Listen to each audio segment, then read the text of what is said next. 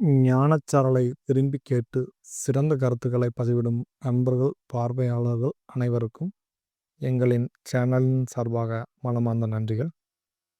இது உங்களுக்கு பிடித்திருக்கும் பட்சத்தில் இதை பலருக்கும் ஷேர் அண்ட் சப்ஸ்கிரைப் செய்தால் இந்த கருத்துக்கள் பலருக்கும் சென்றடைய உதவியாக இருக்கும். நன்றி. வேளம் இளைஞனாகிய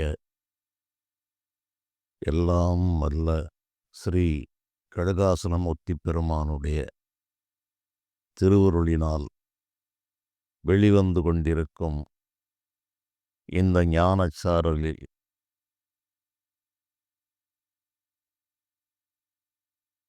பல்வேறு முடிச்சுக்களை உள்ளடக்கிய நம்முடைய பாரத நாட்டு புராண இதிகாசங்கள்,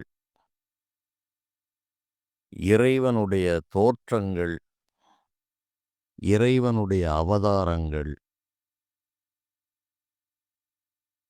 நம்முடைய அடியார்களெல்லாம் எழுதிய நூல்கள், அதனுடைய மெய்ப்பொருள்கள், வேதங்கள், புராணங்கள், இதிகாசங்கள், உபனிஷத்துகள் என்று பல்வேறு முடிச்சுக்களை உடைய பல சாஸ்திரங்கள், இவையெல்லாம் வாயினால் விளக்கிச் சொல்ல முடியாத அந்த இறை ஆற்றலை, அந்த இறைவனுடைய நிர்வாகத்தை, இறைவனுக்கும் ஜீவனுக்கும் உள்ள தொடர்புகளை விளக்கி காட்டுவதற்காக நம் நாட்டிலே பல பெயர்களில் இதுபோன்ற செய்திகள் ஆவணப்படுத்தப்பட்டு அது பல்வேறு வடிவ மாற்றங்கள், சேர்க்கைகள், விடுபட்டு போதல் என்ற பல நிலைகளை தாண்டி வான்வெளியிலிருந்து செவி வழியாக அது நீண்டகாலம் உயிர் வாழ்ந்து அதன் பின்னால் அது எழுத்து வடிவமாக பனை ஓலைகளிலும் இன்னும் பல வழிகளிலும் அது காலங்கள் கடந்த பிறகு எழுதப்பட்டு அந்த திருமுறைகள் போன்றவைகளும் கூட ஒரு ஆலயத்திலே இருந்து கரையான்கள் செல்கள் அரித்து போன நிலையில் திருமுறை கண்ட சோழன் என்ற ராஜராஜ சோழனால் அந்த ஏடுகளெல்லாம் எடுக்கப்பட்டு அரித்து போன ஏடுகளை எண்ணெய் கொப்பரைகளில் போட்டு சுத்தம் செய்து அதில் விடுபட்ட விஷயங்களையெல்லாம் ஒன்று சேர்த்து தொகுத்து அறிஞர்கள், ஆன்மீகவாதிகள் நடுநிலையோடு விட்டுப்போன வார்த்தைகளை அவர்கள் சேர்த்து தொகுத்து நம்முடைய தேவார திருமுறைகள் என்றும் செவி வழியாக எழுதா கிழவி என்று பெயர் பெற்ற வேதங்கள், மறைகள் போன்றவை எழுதி வைக்கும் வழக்கமே இல்லாத நிலையில் காலங்கள் பல கடந்த பிறகு செவி வழியாகவே உயிர் வாழ்ந்து கொண்டிருந்த சப்த மாத்திரமாக இருந்த அந்த வேதங்கள் ஏடுகளிலும் கூட அது எழுதி வைக்கப்பட்டதாக எந்த குறிப்புகளும் இல்லை. அந்த நிலையில் பிற்காலங்களில் அது எழுதி வைத்து படிப்பது என்ற ஒரு நிலைக்கு வந்து ஏடுகளிலே இருந்து அந்த வேதங்களும் 4 என்று இருந்ததாகவும் அந்த 4ஐயும் ஒன்றாக இணைத்தவர் வேத வியாசர் என்று புராணங்களும் இதிகாசங்களும் கூறுகிறது. அந்த 4 வேதங்களும் வேறு வேறு யுகங்களிலே தோன்றியது என்பதும் ஆய்வு செய்த அறிஞர்களுடைய கூற்றாகவும் இருக்கிறது. அச்சுக்கலைகள் வந்த பிறகு அது படிப்பதற்கு வசதியாக அச்சிடப்பட்டது.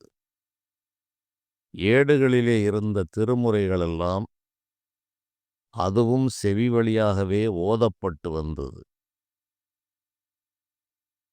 இந்த சைவ திருமுறைகளெல்லாம் தில்லை சிதம்பரத்திலே ராஜராஜ சோழனால் வெளிக்கொண்டு வரப்பட்டு சேக்கிழார் சுவாமிகளால் தொகுக்கப்பட்டது என்ற ஒரு வரலாறு அதற்கு இருக்கிறது. அந்த திருமுறைகளில் 10வது திருமுறையான திருமந்திரம் என்ற திருமூலர் பெருமான் எழுதிய 3000த்திற்கும் மேற்பட்ட பாடல்கள்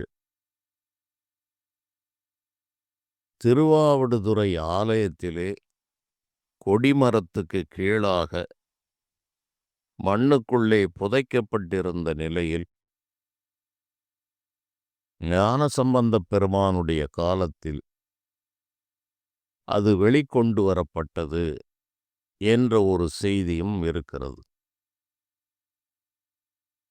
இவையெல்லாம் இது நம்முடைய பாரத நாட்டிலே உள்ள சாஸ்திரங்கள் பலவற்றினுடைய ஒரு சுருக்கமான வரலாறு.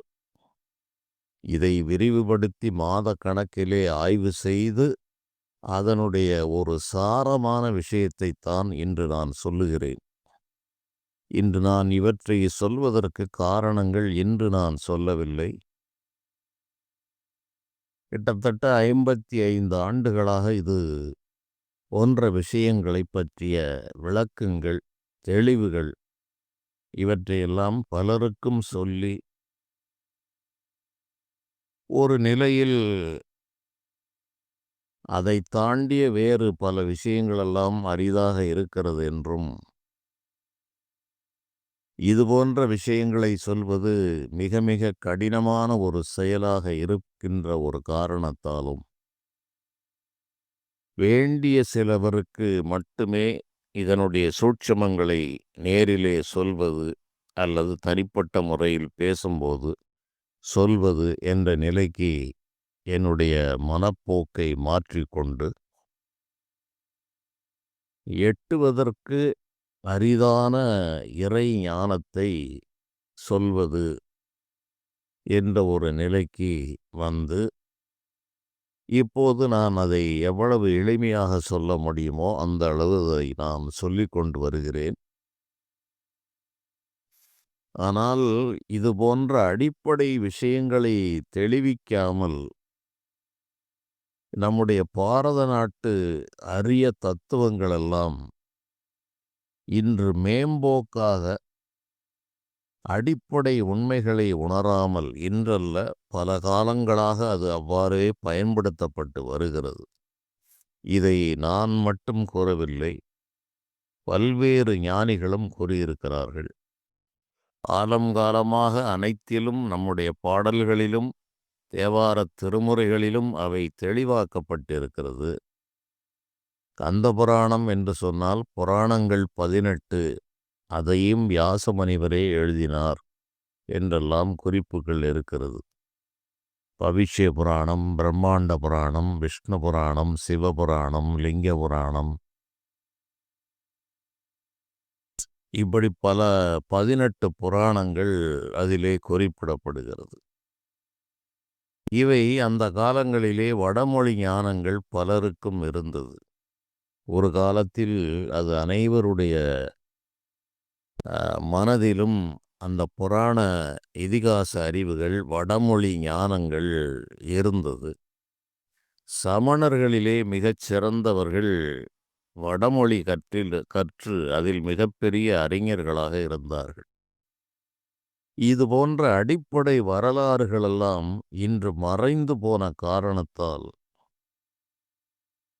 பலரும் இந்த புராணங்களை அப்படியே நம்பிக்கொண்டு அதை மக்களிடையே பரப்புகிறதும், அதை அப்படியே படித்து கொண்டு எதிர்மறை கருத்து உடையவர்கள் அதை அப்படியே அதற்கு மாற்று கருத்துக்கள் சொல்வதும் நெடுங்காலமாக இருந்து வருகிறது. படிக்கின்ற நபரே அதனுடைய அடிப்படை தெரியாமல் அப்படியே சொல்லுகிற காரணத்தால் எதிர்மறை கருத்து கூறக்கூடிய நபர்களை நாம் நொந்து கொள்வதிலே எந்த பயனும் இல்லை. காரணம் என்ன என்றால், சொல்லுகின்ற நபருக்கே விஷயங்கள் ஆழமாகத் தெரிவதில்லை. எவருமே மூல நூல்களில் கற்றவர்கள் மிக மிக அரிதாக இருக்கிறார்கள். அதன் பிறகு அங்கங்கே நூல் வடிவாக கற்றவர்கள் இருக்கிறார்களா என்றால் இன்று அந்த பழக்கமும் போய்விட்டது. வலைத்தளங்களிலே தேடினால் பலவிதமான செய்திகள் கிடைக்கிறது. அது கிடைத்த தகவல்களை பலரும் பலவிதமாக அதை பதிவு செய்து வைத்திருக்கிறார்கள். புராணங்கள், இதிகாசங்கள் அனைத்தை பற்றிய வரலாறுகளை அங்கங்கே சுருக்கமான அளவிலே அதை குறித்து வைத்திருக்கிறார்கள். ஏடுகளெல்லாம் அழிக்கப்பட்டது. புத்தகப் பதிப்பிலே வந்தவைகள் வடமொழி, ஒரு குறிப்பிட்ட ஒரு சிலரே அதை படித்து வடமொழி ஞானத்தோடு இருக்கிறார்கள். இன்று தமிழ் மொழியிலும் மிகச்சிறந்த ஆற்றலாளர்களெல்லாம் குறைந்து போய் அதனுடைய மெய்ப்பொருள்களெல்லாம் மறைந்து மேம்போக்கான வார்த்தைக்கு வார்த்தை பொருள் கொள்ளுதல் என்ற அடிப்படையில் அதுவும் ஒரு விதத்தில் போய்க்கொண்டிருக்கிறது. இதுபோன்ற இந்த சிக்கல் நிறைந்த இந்த நிலையை விளக்குவதற்கு 50 ஆண்டுகளுக்கு முன்பு நான் செய்தேன். அதன் பிறகு இது மிக கடினமான வேலை. இது இறைவன் செய்த மாயை. இவர்களுக்கு ஆரம்ப பாடத்தில் இருந்து சொல்வதெல்லாம் களைப்பான வேலைகள் என்று அதை நான் தவிர்த்தேன். ஆனால் இன்று இருக்கிற பல்வேறு அனர்த்தங்களுக்கும் குழப்பங்களுக்கும் இதுபோன்ற ஆழமான ஆராய்ச்சி இல்லாமல் பேசுகின்ற பேச்சுக்களும் அதற்கு இவர்கள் கொடுக்கிற வியாக்கியானங்களும் அந்த மாறுபட்ட கருத்துக்களை வளரச் செய்கிறது என்பதில் எந்தவிதமான ஐயங்களும் இல்லை.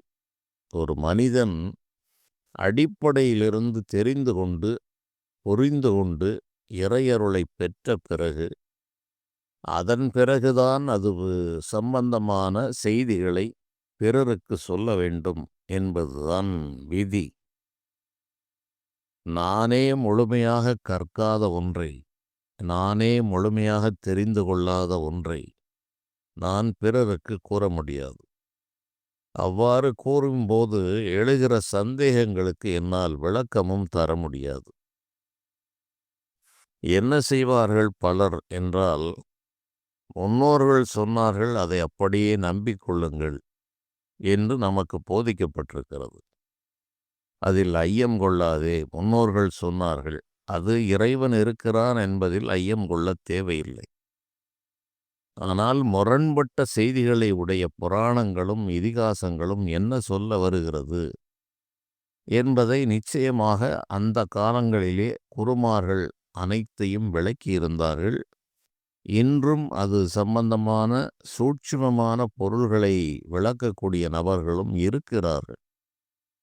இந்த சமூகம் அவர்களை கண்டுகொள்வதில்லை. இந்த மானிடனுக்கு ஒரு குணம் இருக்கிறது. தெய்வத்தை மானிட வடிவமாக நமக்கு சொன்னவர்கள் அதுபோன்ற சொல்லியிருக்கிறார்கள். மானிட உரு என்று அவர்கள் எந்த இடங்களிலும் குறிப்பிடவில்லை. சாதாரண மனிதர்களைப் போல் கருவிலே தங்கி பிறத்தல் என்பதும் இறைவனுக்கு கொடுக்கப்படவில்லை. அதை அவதாரம் என்று கூறுகிறார்கள். அவதாரம் என்றால் மேலிருந்து கீழே இறங்கி வருவது, ஒரு உயர்ந்த நிலையிலிருந்து ஒரு உருக்கொள்ளுதல் என்ற ஒரு நிலையில். இதை நான் பல தொடர்களிலே பேசியிருக்கிறேன். இறைவன் ஊன சரீரத்தை அவர் எடுப்பதில்லை. அது பலருக்கும் தனிப்பட்ட முறையில் பேசி நான் அனுப்பியது. என்னுடைய நூல்களிலே குறிப்பிட்டிருக்கிறேன். இறைவன் மானிட சரீரம் போன்ற ஒரு தோற்றத்தை உருவாக்குவார். அதை வெட்டினால் இரத்தத்தையும் அவரால் உருவாக்க முடியும். அனைத்தையும் சங்கல்ப மாத்திரத்தால் உருவாக்குகிற ஆற்றலாளனாகிய அந்த இறைவன் எந்த வடிவத்தையும் அவர் உடனடியாக எடுக்க முடியும் என்பதே இந்த இறைவனுடைய அளவிலா பெருமைகளில் ஒரு மிக மிக சிறிய ஒரு விஷயம். விண்ணளந்தான் தன்னை மேலளந்தார் இல்லை என்று திருமூலர் பெருமான் கூறுகிறார். வானத்தையே அளந்து அதைக்கும் அப்பால் அப்பாலுக்கு அப்பாலா என்றெல்லாம் கூறுவார்கள். இப்படி எல்லையே இல்லாத அந்த இறைவனை யாரும் இன்ன தன்மையன் என்று வரையறுத்து சொன்னவர்கள் இல்லை.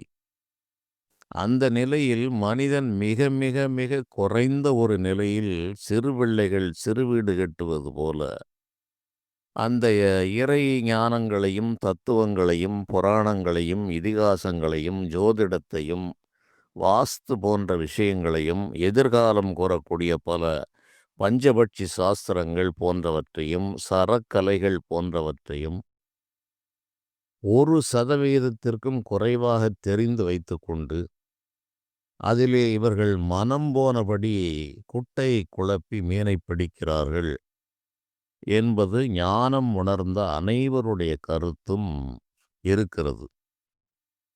இன்றைய நிலையும் அதுவாகவே இருக்கிறது. முரண்பட்ட கேள்விகளை கேட்பவர்களைக் கண்டு இவர்கள் விலகி விடுவார்கள். இவர்களுக்கு நம்பிக்கை வர வேண்டும். இது நம்பிக்கை உடையவர்களுக்காக சொல்லப்பட்ட சாஸ்திரங்கள்.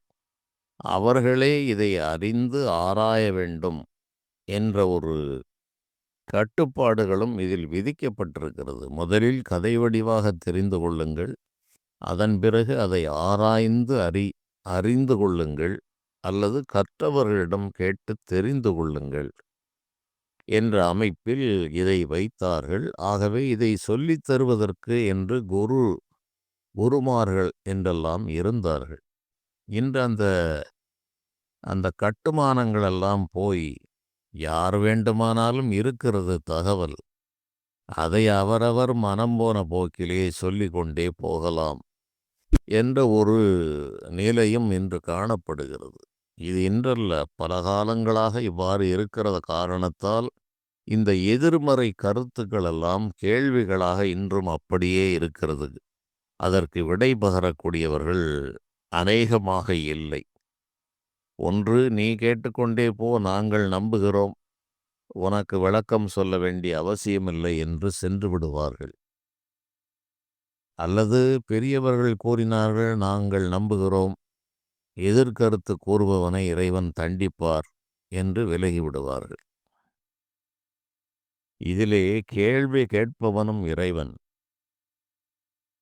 அந்த கேள்விக்கு பதில் சொல்பவனும் இறைவன் என்பதுதான் இந்த ஞானத்தின் உயர்ந்த நிலை. ஏதென்று கேள்வி செய்வானும் உடுப்பானும் பாலன்னம் உண்பானும் உய்வித்து ஒருவர்தமை கெடுப்பானும்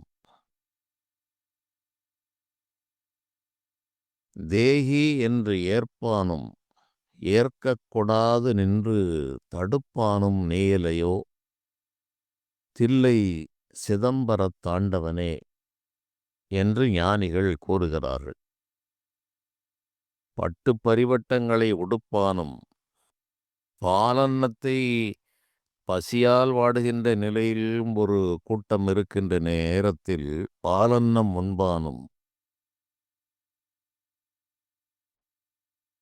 கொடுப்பானும் ஒன்றை தடுப்பானும் தேகி என்று ஏற்பானும் ஏற்கக் கொடாது நின்று தடுப்பானும் நீயலையோ அனைத்து செயல்களும் இறைவன்தான். இவ்வளவு உயர்ந்த நிலையிலும் உடுப்பானும் பாலன்னம் உண்பானும் உய்வித்து ஒருவர்தமை கெடுப்பானும் ஏதென்று கேள்வி செய்வானும் தேகி என்று ஏற்பானும் பிட்சாந்தேகி என்று பிட்சை ஏற்பவனும் அந்த பிட்சை ஏற்கின்ற சமயத்தில் கொடுக்கக்கூடாது என்று தடுப்பானும் நீயலையோ தில்லை சிதம்பரத் தாண்டவனே என்று ஞானிகள் கூறுகிறார்கள். கொடுப்பதும் அவன்தான், கொடுக்க வேண்டாம் என்று தடுப்பவனும் அவன்தான், ஒடுப்பவனும் அவன்தான், பாலன்னம் உண்பவனும் அவன்தான், உய்வித்து ஒருவனை மேல்நிலைக்கு கொண்டு வருவதும் அந்த இறைவன்தான், கெடுப்பதும் அவனை இந்த மேல்நிலை பெறாமல் கீழ்நிலைகளிலே தடுத்து அவனை சுற்ற விடுவதும் இறைவன்தான். இப்படி அலகிலாத விளையாட்டை செய்து கொண்டிருக்கிறார் அந்த இறைவன். ஆகவே ஒரு விஷயத்தை எடுத்து சொல்வதற்கு முன்பாக அந்த நபர் அதை பற்றிய ஓரளவாவது இப்போ அடிப்படை உண்மைகளை எல்லாம் தெரிந்து கற்று தனக்குத்தானே தேர்ந்து தெளிந்த பிறகுதான் அந்த ஐயப்பாடுகளை இவர்கள் விளக்கி கூறுவது அந்த காலம் தொட்டு இருந்து வந்த மரபு. இன்று அவைகளெல்லாம் ஒரு தகவல்களாக மக்களிடையே கொண்டு சேர்ப்பது, இவர்கள் அதை பற்றி ஆராய வேண்டிய அவசியம் இல்லை. அதை முழுமையும் மூல நூல்களிலே கற்க வேண்டிய தேவையும் இல்லை. அதை பற்றி தலை குழப்பிக் கொள்ள வேண்டிய அவசியங்களும் கிடையாது. அதில் எத்தனை நுட்பங்கள் இருக்கிறது என்று தெரிந்து கொள்ள வேண்டிய தேவையும் இவர்களுக்கு இல்லை. இது இன்றல்ல, நூற்றுக்கணக்கான ஆண்டுகளாக இந்த செயல்கள் நடக்கிறது. அது இன்று மிக மலிவாக நடக்கிறது. ஆகவே முரண்பட்ட கேள்விகளுக்குள்ளே இவர்கள் செல்வதே இல்லை. கேட்டால் அந்த நபரை விட்டு விலகி விடுவார்கள். அல்லது இவர்கள் ஏதோ ஒரு மனநிலையில் கூறுகிறார்கள் என்று அவர்களுக்கு ஒரு முத்திரை போடப்படும். இப்படி மனிதர்கள் விருப்பு வெறுப்புகளால் கட்டுப்பட்டவர்களாகவும் நடுநிலையை விட்டுவிட்டவர்களாகவும் கிடைத்த செய்திகளை ஆழமாக கற்காத நிலையிலும் இன்று பரவலாக நான் முன்பு கூறிய அனைத்து துறைகளிலும் தகவல்கள் இன்று பரிமாறப்படுகிறது. இதில் உள்ள விஷயங்களை எல்லாம் தெளிவுபடுத்துவது என்பது என்னை போன்ற ஒரு சாதாரண மனிதன் செய்யக்கூடிய வேலை அல்ல. ஊருக்கு 10 பேர் நாடு முழுவதும் இருந்து இந்த வேலையை செய்தாலும் கூட இதில் தெளிவு பிறக்காது.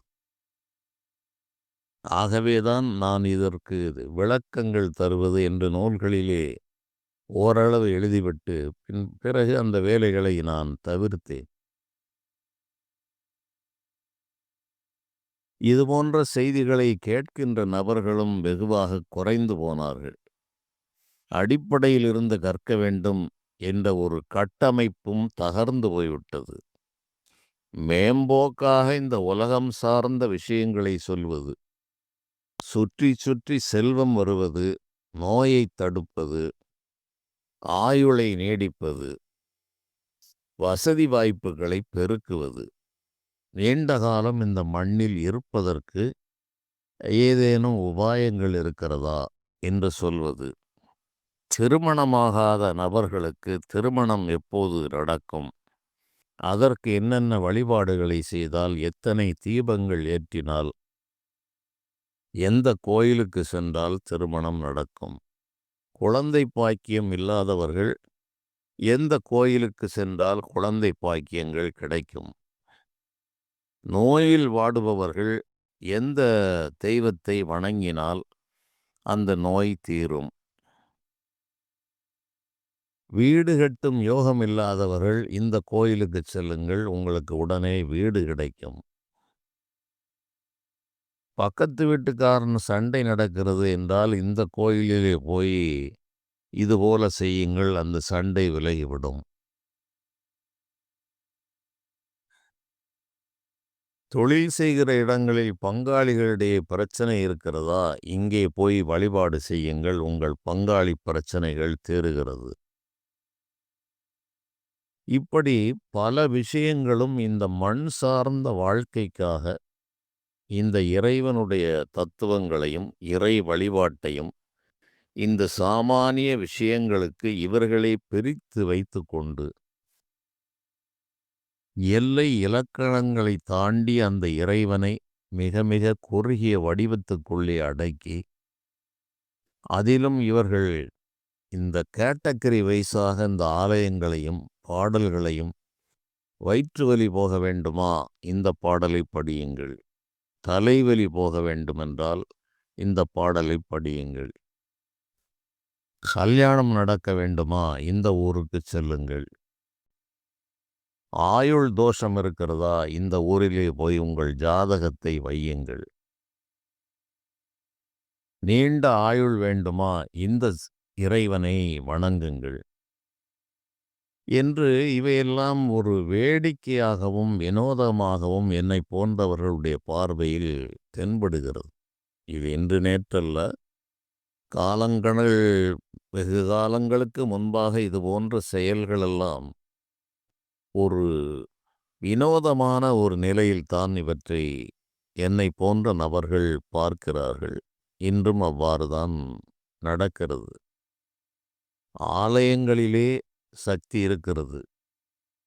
எங்கும் நிறைந்திருக்கிற பேராற்றல் அங்கே அதிகமாக வெளிப்படுகிறது. ஆனால் எல்லா செயல்களுக்கும் மூலவேர் என்று ஒன்று இருக்கிறது.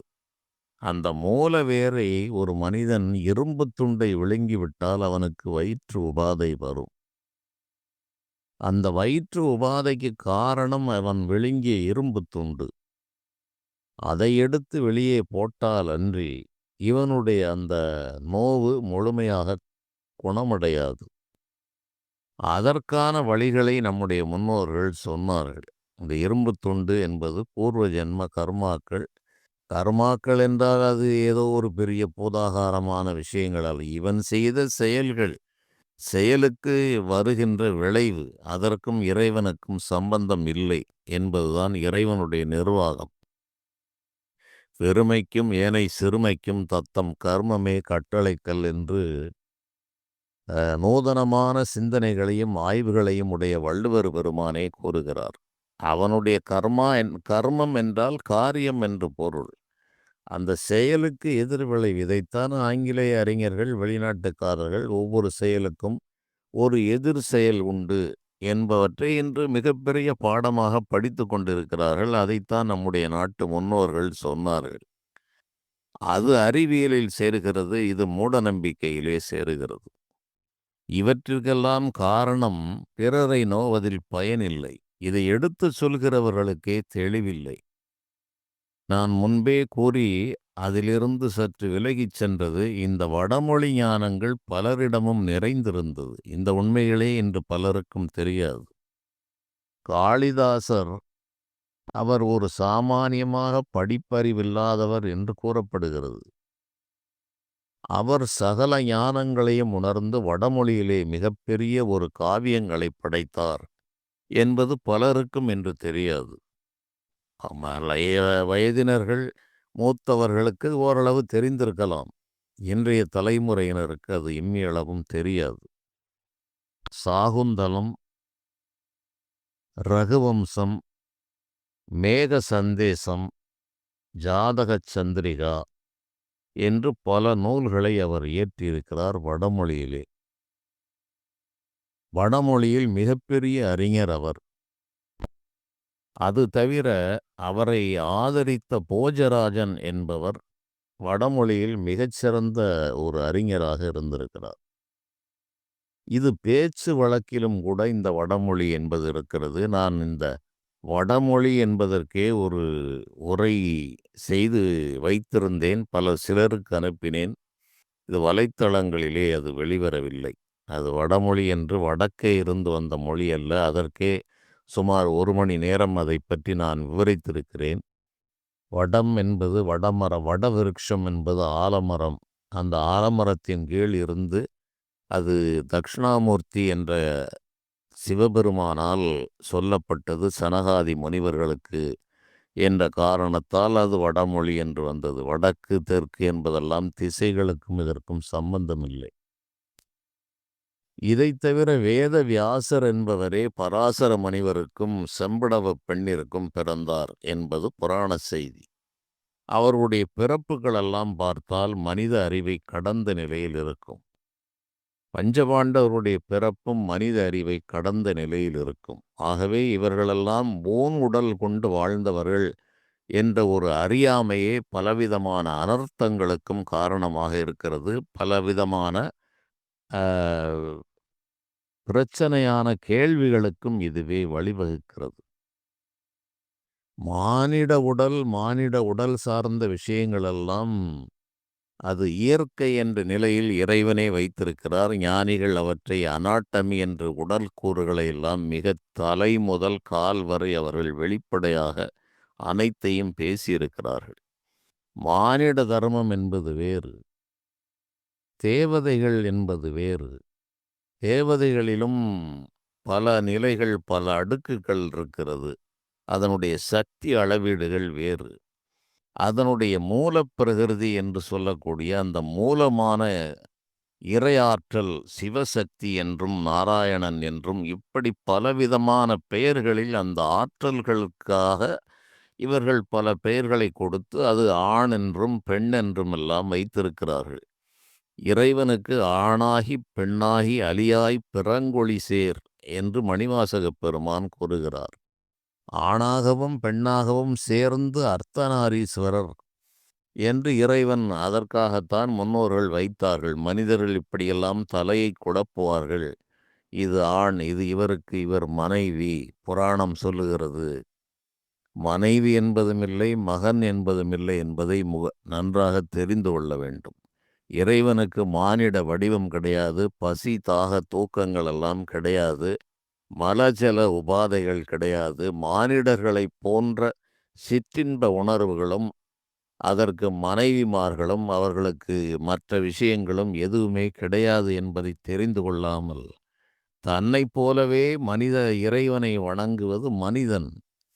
விலங்குகள் தன்னைப் போலவே வணங்குகிறது என்ற ரகசியத்தை இவர்கள் அறிவதில்லை. ஒரு யானை இருக்கிறது என்றால் யானை தன்னைப் போலவே இறைவனை நினைத்து வணங்கும். ஒரு ஆடு இருக்கிறதென்றால் ஆடு தன்னைப் போலவே இறைவன் இருக்கிறார் என்று வணங்கும். ஆனால் அவைகளுக்கு மனம் அதிகமாக செயல்படாத காரணத்தால் இது பற்றி ஆழ்ந்து சிந்திக்காது. அரிதாக மானிடர்கள் பலர் முன்வினை பயனால் மிருகங்களாகவும் பறவைகளாகவும் பிறந்த நிலையில் எந்த தேகத்தில் இருக்கிறார்களோ அந்த தேகத்தின் மூலமாக அவர்கள் இறைவனை வணங்குகிறார்கள். சுகப்பிரம்ம ரிஷி கிளி வடிவமாக இருந்தார் என்று கூறப்படுகிறது. வியாக்கரபாதர் என்பவர் புலி கால்களை பெற்று மானிட உடலை பெற்றிருந்தார் என்றெல்லாம் இப்படி பல விஷயங்கள் இருக்கிறது. இதற்கு அரை மணி நேரம் கேட்பதற்கே மனிதர்கள் மயங்குகிறார்கள். இவையெல்லாம் ஆண்டு கணக்கிலே சொல்ல வேண்டிய விஷயங்கள். ஆகவே இதுபோன்ற ஆணும் பெண்ணும் மனைவி என்றும் மகன் என்றும் சூரியனுடைய மனைவி சாயாதேவி, சூரியனுடைய மனைவி சூரியனுக்கு குழந்தைகள், சந்திரனுக்கு குழந்தைகள், இவையெல்லாம் தத்துவார்த்தமாக சொல்லப்பட்ட விஷயங்கள். இவற்றை பிடித்து கொண்டு மனிதர்கள் தங்களைப் போலவே செய்து கொண்டு இறைவனுக்கு ஆள்படிக்க வேண்டிய அவசியமெல்லாம் இறைவன் வைக்கவில்லை. ஒரு தெய்வத்தை வணங்குகிறார்கள், ஒரு தெய்வத்தை வணங்காமல் விட்டுவிடுகிறார்கள். ஆகவே அதை வணங்குங்கள், உங்களுக்கு உடனடியாக அருள் கிடைக்கும் என்பதெல்லாம் எந்த விதமான அடிப்படையும் இல்லாத வாதங்கள். இன்று இப்படி பல குழப்பங்கள் ஜோதிடம் முதல் பல விஷயங்களில் இருக்கிறது. ஜோதிடத்திலே சூரியனுடைய கர்மா கொண்ட நட்சத்திரங்கள், இது குருவினுடைய கர்மாவை கொண்ட நட்சத்திரங்கள். குரு என்பது அங்கு ஒரு ஆளும் கிடையாது, அவருக்கு ஒரு மனைவியும் கிடையாது. சாஸ்திரங்களில் சொல்லப்பட்ட விஷயங்களை கேட்டால் இவர்களால் பதில் சொல்ல முடியாது. அந்த புதன் கிரகத்தினுடைய பிறப்பை பற்றி ஜோதிட சாஸ்திரம் கூறுகிறது. அவையெல்லாம் மானிட நிலையில் முரண்பட்ட விஷயங்களாக சொல்லப்பட்டிருக்கிறது. அதை அப்படியே எடுத்துக்கொண்டு மண்டையை குழப்பினால், அதை ஒரு மாற்று சிந்தனை உள்ளவன் படித்தால் அதை இடக்கு மடக்காக கேள்விகள் கேட்பான். அதற்கு பதில் கூற முடியாது. மகாபாரத ராமாயணங்களிலே பல கேள்விகள், முரண்பட்ட கேள்விகளெல்லாம் காலம் காலமாக இருந்து வருகிறது. அறிஞர்கள், ஞானிகள் அவற்றை தத்துவார்த்தமாக விளக்கத்தை கொடுத்தார்கள். அதை விட்டுவிட்டு இவர்கள் எல்லாவற்றுக்கும் சூரியனுக்கு கர்மா, சூரியனுடைய கர்மாவை கொண்ட நட்சத்திரம், கிரகங்களுக்கு மனைவிமார்கள் என்று சொன்னது இறைவனுக்கு மனைவி என்று சொன்னதெல்லாம் அந்த 2 மின்சாரத்தின் 2 முனைகளைப் போல என்று தெரிந்து கொள்ள வேண்டும். இறைவன் மின்சாரமும் அல்ல. மின்சாரத்தினுடைய விதி என்ன என்றால் 2 முனைகளும் ஒன்றை ஒன்று நேரடியாக சந்திக்க முடியாது. சந்தித்தால் பெரு நெருப்பு உண்டாகும். அந்த இடத்தில் வயர்களெல்லாம் உருகி ஓடிவிடும். இரும்பு கம்பியை வைத்தால் இரும்பு கம்பி உருகிவிடும். ஆனால் இறைவன் மட்டுமே சிவனும் சக்தியும் இணைந்திருக்கிறார்கள். நாராயணனும் லக்ஷ்மி தேவியும் இணைந்திருக்கிறார். பிரம்மதேவனும் சரஸ்வதியும் இணைந்திருக்கிறார். இப்படியெல்லாம் சாஸ்தா பூர்ண புஷ்கலை தேவிகளோடு இருக்கிறார். இவையெல்லாம் ஒரு பெண் வடிவம் ஆண் வடிவம் என்று நினைத்து மயங்குவது மிக மிக ஒரு அறியாத்தன்மை. நம்முடைய வசதிக்காக புரிந்து கொள்வதற்காக அரிச்சுவடி பாடங்களாக சொல்லப்பட்ட விஷயங்கள் இவை. இது உடனே இப்போ இவருக்கு 2 மனைவி, இவருக்கு 3 மனைவி, அவருக்கு பிறந்தது இது, இவருக்கு பிறந்தது இது, இப்படியெல்லாம் இந்த புராணங்களினுடைய அடிப்படை தன்மைகளை தெரிந்து கொள்ளாமல் பலவிதமான விஷயங்களை இவர்கள் மக்களிடையே கொண்டு செல்கிறார்கள். அது காலங்கள் வளர்ந்திருக்கிறதே தவிர கருத்துக்களுடைய நுட்பங்கள் இன்றும் வளரவே இல்லை. அந்த துறைக்குள் செல்லவே இல்லை. சொன்ன விஷயத்தை அப்படியே எடுத்து எடுத்து தகவல் பரிமாற்றம் தான் நடந்து கொண்டிருக்கிறது. இந்த தகவல் பரிமாற்றத்தால் எந்த விதமான லாபங்களும் இல்லை. 10 கோயிலுக்கு 10 நபர்களை நான் நூதனமாக கண்டுபிடித்து இந்த கோயிலுக்கு போ, உனக்கு இது கிடைக்கும் என்று நான் சொல்ல வேண்டிய அவசியமில்லை. இறைவன் நிர்வாகம் வைத்திருக்கிறார். சில காலத்தால் தூல வழிபாடு என்று புற வழிபாடுகளே அது கடைசி நிலையாக சொல்லப்பட்டிருக்கிறது. இது ஆரம்ப நிலையாகவும் சொல்லப்பட்டிருக்கிறது. நுழைவாயில் தான் இந்த ஆலய வழிபாடுகள், விக்கிரக வழிபாடுகள். இதில் இருந்து இருந்து விக்கிரகம் இல்லாமல் ஏகமாக இறைவனை கண்டு வணங்குங்கள் என்பதுதான் உயர்ந்த நிலை. ஆரம்ப பாடத்திலே பள்ளிக்கூடத்திலே எனக்கு அரிச்சுவடி சொல்லி தந்தார்கள் என்றால் நான் எம்எஸ்சி போனாலும் இந்த அரிச்சுவடியையே வைத்து கொண்டே இருப்பேன் என்று சொல்வது போலத்தான் இன்று ஆன்மீகம் போய்கொண்டிருக்கிறது. இதில் உயர்ந்த நிலைக்கு போக வேண்டும். ஆரம்ப பள்ளி இருக்கும் வரை உயர்கல்வியும் இருக்கும். உயர்கல்வி இருக்கும் வரை ஆரம்ப கல்வியும் இருக்கும். ஒரு மனிதன் உயர்கல்வி பெற்று விட்டான் என்றால் ஆரம்ப கல்வியை இழுத்து மூட முடியாது. ஆகவே இந்த ஞானம் என்பது பரிணாம வளர்ச்சி. ஒவ்வொரு மனிதனும் சிந்தித்து தனக்குத்தானே அடைய வேண்டிய ஒரு உன்னதமான ஒரு நிலை. அந்த நிலைக்கு போக வேண்டியது அந்தந்த மனிதனுடைய கடமை. பலருடைய வாய்ச்சொற்களை கேட்டு அதில் உண்மைத்தன்மை எது என்று சிந்தித்து அதை எடுக்க வேண்டியதும் அந்த மனிதனுடைய கடமை. அன்று குருமார்கள் தெளிந்தவர்களாக இருந்தார்கள். சீடனுடைய ஐயப்பாடுகள் அனைத்தையும் அவர்கள் தீர்க்கும் ஆற்றல் பெற்றவர்களாக இருந்தார்கள். இன்று நம்முடைய வரலாறுகள், கதைகள், புராணங்கள் அனைத்துமே மறந்து போய் இவர்கள் வலைத்தளங்களிலே தேடிக்கொண்டு செய்திகளை எடுத்துக்கொண்டு அதற்கு ஒவ்வொரு பெயர்களை வைத்து இவர்கள் மனம் போனபடியெல்லாம் என்று சொல்கிற நிலைகளை எல்லாம் நாம் காண்கிறோம். அது ஜோதிடம் முதல் அருள் வாக்கு சொல்வதிலிருந்து மாந்திரிக கலைகள் வரையிலும் இன்று இது வெறும் ஒரு தியரிட்டிக்கல் நாலேஜ் என்ற அளவில் தான் இருக்கிறதே தவிர இதனுடைய அடிப்படை நுட்பங்கள் எல்லாம் தூர்ந்து போய்விட்டது பெரும்பாலும் என்றே சொல்ல முடியும். அந்த நிலையில் இன்று நான் சொல்ல விரும்புவது ஒரு அடிப்படை. இதில் இருக்கிற கணக்கில்லாத குழப்பங்களை தீர்ப்பது ஒரு தொடரிலே நடக்கக்கூடிய காரியம் அல்ல. இது நீண்ட தொடர்களிலே விளக்கங்களை தர வேண்டும். அதனால் ஒவ்வொன்றுக்கும் ஒவ்வொரு குணம் இருக்கிறது. இட்லி என்றால் அதற்கு ஒரு ருசி இருக்கிறது. தோசை என்றால் அதற்கு ஒரு ருசி இருக்கிறது. அதே ஒரு உளுந்தும் அரிசியும் தான். இதை வைத்து கொண்டு இவர்கள் இதை செய் அதை செய் என்று ஆள்களை பிடித்து விடுவதெல்லாம் இதில் தேவையில்லாத செயல். விதிப்படி நடக்கும், அவனவன் தலையெழுத்துப்படி நடக்கும். ஒன்றுதான் தெய்வம் பல வடிவங்களாக சொல்லப்பட்டிருக்கிறது. அவை எதையுமே படித்து கொள்வதில்லை. ஒன்று வடமொழியை தெரிந்து படிக்க வேண்டும் அல்லது தமிழிலே படிக்க வேண்டும். வடமொழி என்று சொல்கின்ற நிலையில்தான் நான் சொன்னேன், போஜராஜன் முதல் பலவிதமான நபர்களெல்லாம் இந்த வடமொழியிலே மிகப்பெரிய ஒரு அறிஞர்களாக இருந்திருக்கிறார்கள். வடமொழியிலே நிகண்டு என்று சொல்லக்கூடிய அந்த டிக்ஷனரியை உருவாக்கியவர் ஒரு சமண மதத்தை சேர்ந்த ஒரு ராஜா என்பது பலருக்கும் தெரியாது. அமரசிம்மன் என்ற ஒரு அரசனால் பல வடமொழி கிரந்தங்கள் எழுதப்பட்டு ஆதிசங்கரரோடு வாதாடி அதில் தோல்வி கண்ட காரணத்தால் அவர் தான் எழுதிய பலவிதமான வடமொழி கிரந்தங்களை எல்லாம் தீயிலிட்டு கொளுத்திய சமயத்தில் இறுதியாக மிஞ்சியது அமரகோசம் என்கிற நூல். அதை அந்த ஆதிசங்கரரே அனுப்பி அந்த நூலை மட்டும் மீட்டெடுத்து வந்தார் என்பதும் வரலாறு. அந்த சமணர் எழுதிய அந்த அமரகோசம் என்பதுதான் வடமொழி நிகண்டாக இன்று கையாளப்படுகிறது. இதில் இவர்தான் கற்றார், அவர்தான் கற்றார் என்றெல்லாம் எங்கும் இல்லை. அனைவரும் இந்த துறையில் மிகச்சிறந்த நிபுணர்களாக இருந்தார்கள்.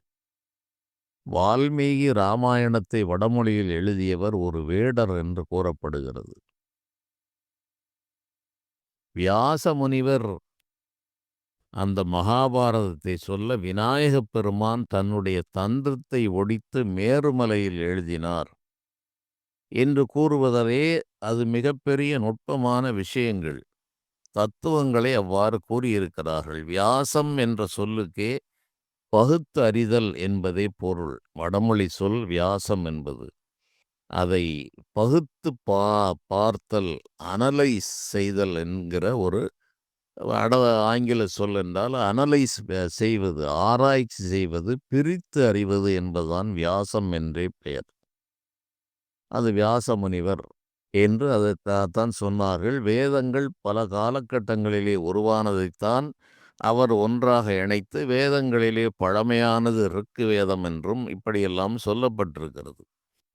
இன்று வந்து கையிலே கிடைத்த மிக மிகச் சிறிய ஒரு விஷயத்தை வைத்துக்கொண்டு ஒரு மிகப்பெரிய நதியிலே ஒரு லிட்டர் தண்ணீரை கையில் வைத்துக்கொண்டு அந்த நதியை பற்றி முடிவு செய்வது, அந்த நதிக்குள் போய் பார்க்க வேண்டும், நதிக்குள் என்னெல்லாம் இருக்கிறது என்பதையெல்லாம் தெரிந்து கொள்ளாமல் வசதியாக நதியின் கரை ஓரத்திலே உட்கார்ந்து ஒரு படி நீரை எடுத்து வைத்துக்கொண்டு ஆராய்ச்சி செய்து அந்த நதியை பற்றிய தீர்ப்பு வழங்குகிற செயல்கள்தான் இன்று ஆன்மீகம் என்றும் ஜோதிடம் என்றும் பலவிதமான அரிய செய்திகளை கண்டுபிடித்து விட்டது போன்ற ஒரு பிரமையை உருவாக்கி இன்று மக்களிடையே கொண்டு செல்லப்படுகிறது.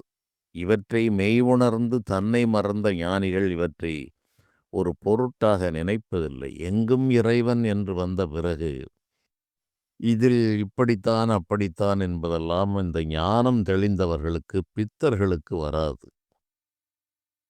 இந்த பித்தர்களுக்கு என்றும் வித்தை கெடுத்து வியாக்கரத்தே மிக சுத்தத்துரியம் பிறந்த என்றெல்லாம் திருமூலர் பெருமான் அனைத்து விஷயங்களையும் கூறியிருக்கிறார்.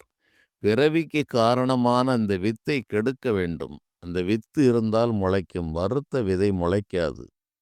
வித்தை கெடுத்து விளைநிலம் பாழ் செய்யும் பித்தருக்கு என்றும் பிறப்பில்லைதானே என்று கூறுகிறார். இது போன்ற புராண செய்திகளை கூறி வயிறுகளை வளர்த்து கொண்டு வாழ்கிறவர்களுக்கு பித்தருக்கன்றோ மறுபிறப்புள்ளது. வித்தை கெடுத்து விளைநிலம் பாழ் செய்யும் பித்தருக்கு என்றும் பிறப்பில்லைதானே என்று திருமூலர் இதையும் கூறுகிறார். இது போன்ற கதைகளை சொல்லி பகலை கழுவிடும் பித்தருக்கென்றோ பிறப்பு என்றும் உள்ளது. இது போன்ற பல செய்திகளை சொல்லி தங்களுடைய வாழ்க்கையை ஓட்டிக் கொண்டிருக்கிற தெளிவு பெறாத மக்களுக்கு மீண்டும் பிறவி இருக்கிறது.